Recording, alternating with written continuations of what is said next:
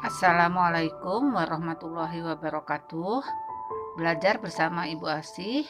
Kali ini kita akan belajar atau mempersiapkan materi yang akan kita pelajari pada semester genap atau semester 6, yaitu untuk kelas 12.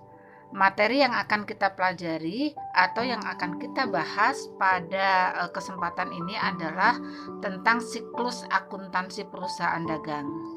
Maka sebagai persiapan kita membuat peta konsepnya terlebih dahulu.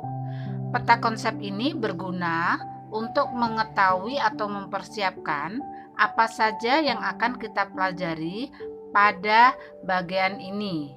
Nah, untuk siklus akuntansi perusahaan dagang kita akan menganalisis ya. Jadi KD ini atau kompetensi dasar ini adalah menganalisis siklus akuntansi perusahaan dagang. Apa saja yang akan kita bahas? Mari kita perhatikan. Saya sudah buat peta konsepnya seperti ini. Nah, satu persatu saja ya. Untuk kelas 12 kita nanti di bagian ini akan mempelajari tentang karakteristik perusahaan dagang.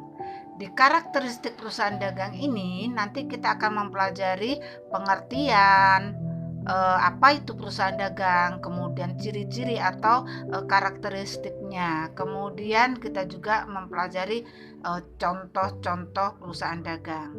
Kemudian yang kedua, kita akan mempelajari atau memahami transaksi yang terjadi pada perusahaan dagang.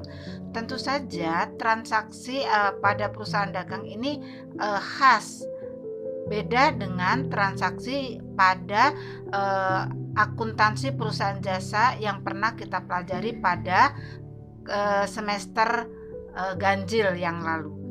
Apa saja transaksinya? Transaksi pada perusahaan dagang kita melihat beberapa di antaranya, yaitu yang pertama akan kita pahami tentang syarat pembayaran. Berarti ini nanti ada yang pembayaran itu karena ada pembelian atau penjualan baik secara tunai maupun secara kredit. Nanti ini akan ada syarat-syaratnya. Kemudian yang kedua adalah syarat penyerahan barang. Nah, ketika melakukan jual beli tentu ada kesepakatan bagaimana apakah transaksi itu terjadi di gudang penjual atau di gudang pembeli. Nah, ini nanti kita pelajari. Berikutnya kita juga akan mempelajari tentang persediaan barang dagang. Khususnya yaitu bagaimana kita mencatat persediaannya dengan beberapa metode. Ya, itu untuk bagian yang transaksi. Kemudian berikutnya kita akan pelajari juga tentang akun-akun khusus pada perusahaan dagang. Apa saja?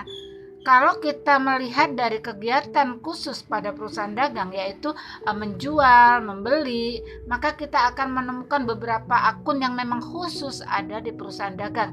Ini diantaranya yang kelompok pembelian ya.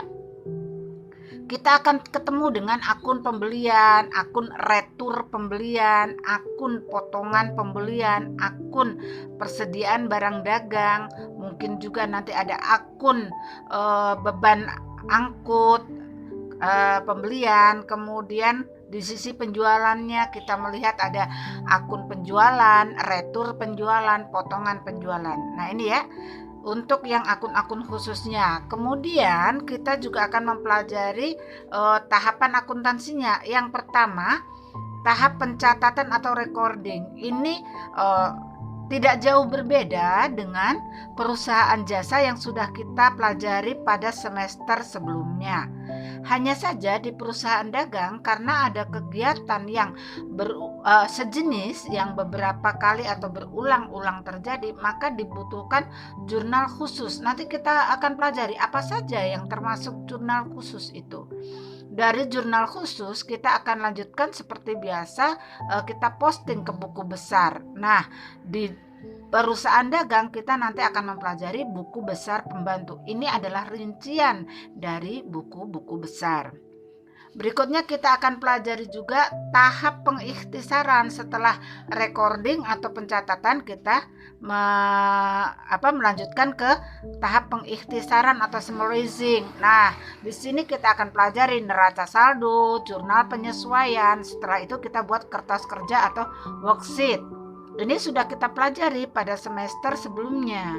Nah, sedangkan kertas kerja ini merupakan data yang paling utama untuk kita melakukan tahap berikutnya, yaitu tahap pelaporan atau reporting. Sama seperti di perusahaan jasa, ada tahap pelaporan atau reporting. Nah, di perusahaan dagang kita mengenal apa yang disebut dengan HPP atau harga pokok penjualan. Nanti kita pelajari apa itu HPP. Nah, kita juga melanjutkan dengan laporan laba rugi, laporan perubahan ekuitas, kemudian laporan neraca, dan yang terakhir kita akan belajar membuat laporan arus kas. Demikian peta konsep untuk materi siklus akuntansi perusahaan dagang. Silakan kalian mencari sumber belajarnya dari mana saja. Yang jelas pokok-pokok yang akan kita pelajari seperti ini. Nah, semoga kita selalu sehat dan tetap bersemangat. Mudah-mudahan mendapat ilmu yang manfaat. Terima kasih, selamat belajar.